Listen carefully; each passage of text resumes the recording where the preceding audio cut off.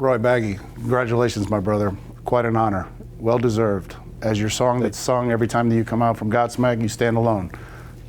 Very proud of you. Great pitcher. Very easy to say. Just a pleasure to play behind you, to watch you do your thing each and every night. Congratulations on this special day. Hi guys, it's the Rocket Roger Clemens. Hope you all are having a great evening tonight. A quick shout out to my man Roy O. Can't say enough about this man and how much fun it was for me to work alongside this guy over the years.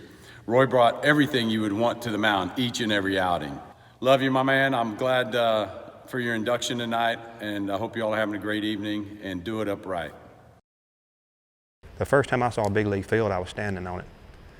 And we didn't get to go places and see stuff like that. You know, we try to make ends meet, and my dad provided plenty for us. I mean, we didn't go without anything. But we wasn't a type of family where we could, you know, go do vacation after vacation, go to parks and see baseball players and stuff like that.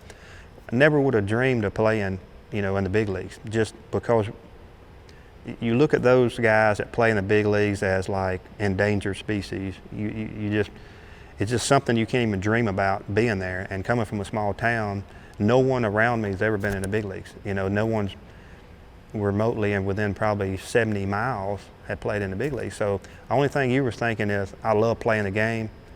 I'd rather be at the baseball field anywhere. But the small-town, hard-throwing, soft-spoken, hard-working right-hander knew there was something special in the way he could throw a baseball. Smallest guy on the field, but I had a talent, a God-given talent I could throw, you know, and the good thing is I had a brother that was 2 years older than me. So I always played at his level, because when we got out in the yard to throw, you know, him being older, he threw a little bit harder because he was older. But by the time I got 9 and 10 years old, I'm starting to throw the same speed as him because I was born with it. You know, a lot of people ask, how'd you get to throwing so hard? You know, what'd your dad do with you? You can fine-tune guys and you can make them throw a little bit harder, but you're not going to take a guy that can't throw a baseball and make him throw a baseball. It's God-given talent. And I was blessed with it, you know, and you go all over the world and you see so many people in the world and you think, you know, why did you get blessed with being able to play the game? And you try to give back as much as possible. That divine talent propelled the Ware native from a gaudy scholastic career to a brief junior college stint and on to an eventual draft pick by the Houston Astros. While making the upward climb to the MLB roster, Oswalt began to struggle with shoulder stiffness. That injury sidelined him, and he found himself back on his parents' property, fiddling with an equally injured pickup truck. When I got to the minor leagues first year, I pitched 5 games in Gulf Coast League. They moved me up to Auburn, finished a year in Auburn, sent me back to Auburn the next year, pitched the next year in Auburn. The third year, well, the first year was a half year. Third year, they sent me to the Midwest League, where I'd actually come out of spring training. I had a calcium deposit under my shoulder blade, so I missed the first month for rehab. So I came up there a month late. Well, when I get up there, I guess I changed my mechanics a little bit and I started having shoulder problems. Well, I didn't want to say anything because I already missed a month, and I was thinking if I can just get through the year and get to the off season, 3 months, I should be fine, you know, something. It got worse and worse and worse. It got to the point where I couldn't even get my arm up. You know, if I went to Walmart or whatever and I tried to reach up and get something off the shelf. I made it through the year. I remember pitching the last game I pitched against the Cubs, their farm team. I drove all the way home that night. As soon as the game was over, I went and got in my truck, and I was mad because I lost, and I was kind of hurting at the same time. So I drove all the way from Battle Creek, Michigan home. I remember telling my dad when I got there, I was like, something's going on with my shoulder. I don't know what it is, but it's, you know, it's killing me. And I said, I hope, you know, if I take 3 or 4 weeks off from throwing, maybe it'll feel better. Well, about 3 or 4 weeks rolled around, and it didn't feel any better. It still hurt at night, taking Advil one after the other. So there was a day I was sitting around the house, and I had bought an old truck that I hunted out of, and it had been missing. Like the truck motor had a miss in it. Cranked the truck up, raised the hood, and I was picking up each spark plug wire and seeing if one had melted against the manifold. Well, I picked up the third, I think it was the third spark plug wire, and when I did, I picked it up right where it was melted, so it was nothing but, you know, wire sticking out.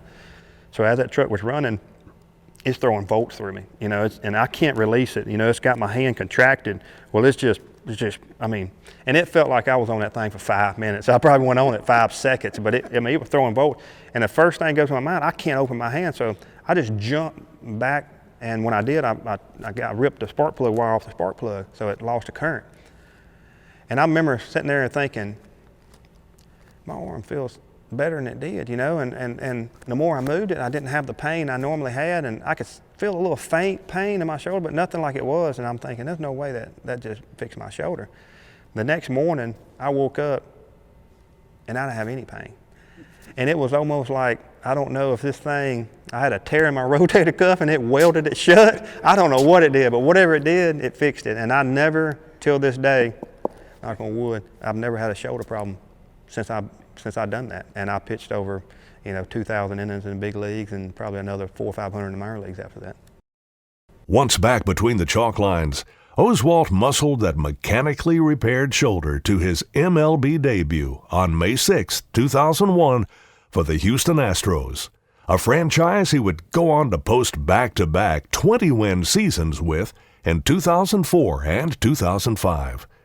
He helped pace Houston to its first World Series appearance in 2005 and was named Most Valuable Player of the 2005 National League Championship Series. Oswalt would finish his career in 2013 with the Colorado Rockies, after stops with the Philadelphia Phillies and Texas Rangers. His 12-year professional career saw the venerable All-Star notch 163 wins and record 1,852 strikeouts. Tonight, Roy Oswalt will hurl another hefty accomplishment toward his already impressive resume: induction into the Mississippi Sports Hall of Fame.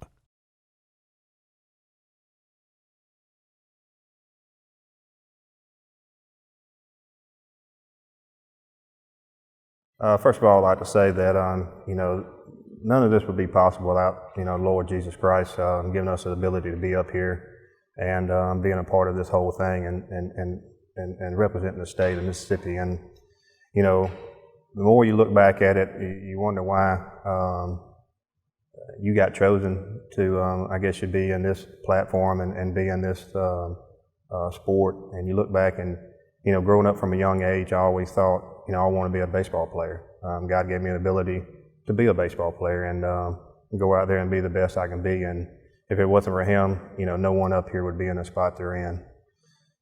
I think also, I want to thank all the coaches that has taught me, coached me, gave me some type of information to try to be better, all the way from T-ball to the big leagues. I mean, you try to take something from everyone on the way and add it to yourself to make you a better person and make you a better player also.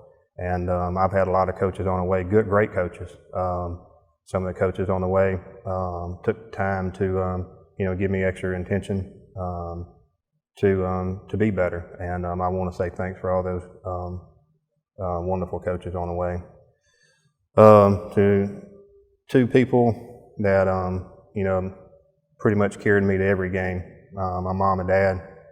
I never was late. They always had me on time.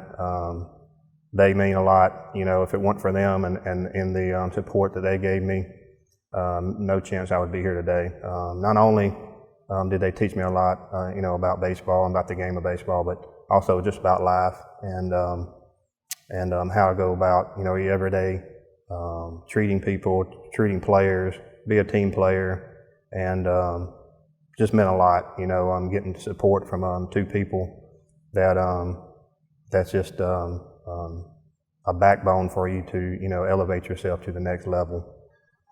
Teammates, I had some great teammates also on the way.